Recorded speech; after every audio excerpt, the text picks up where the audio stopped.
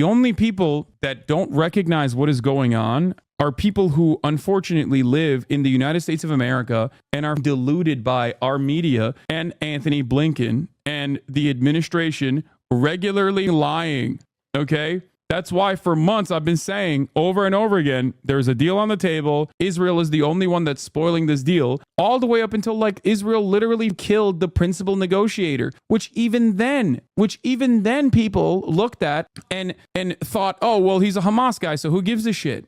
You are not above propaganda, okay? You are still incredibly susceptible to propaganda. It is understandably not something that you pay attention to. You don't have this expectation that mainstream media is going to have a set of biased narratives that they go with that completely go against the reality on the ground, okay? You don't have that expectation, so you rely on mainstream media. It is understandable to rely on mainstream media. I still rely on mainstream media very much so. But you have to understand that when it comes to American foreign policy, especially in the way that American foreign policy analyzes Israel or currently sees Israel as an incredibly valuable ally that no matter how hard they go, they will still defend. Okay, I don't blame you for reading a CNN article or two and then having a very different reality, like having a false understanding of what's going on.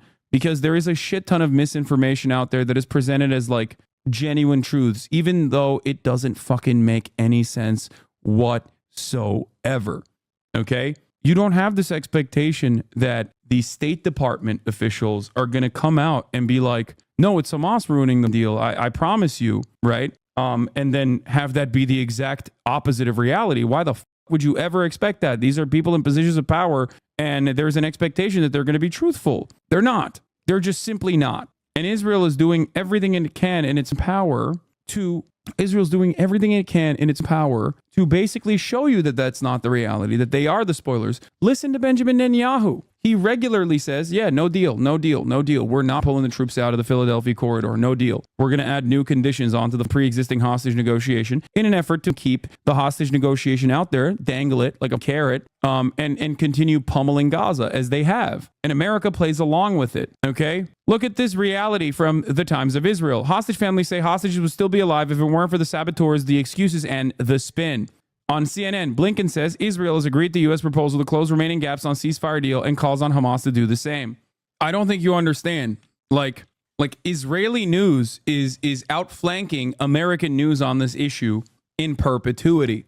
Okay? These are not outlets that are anti-Zionist. The Times of Israel is not an anti-Zionist institution. Even Haaretz, which does have anti-Zionist writers every now and then, but has a variety of different perspectives. Ynet, Channel 12, Khan.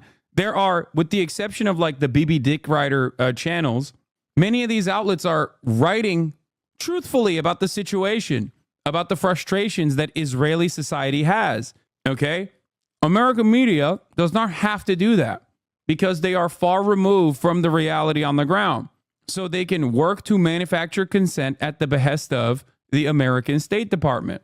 This is a good take as well. Israeli media doesn't need to do this dance because Israeli society is fine with the colonial situation in general. That too.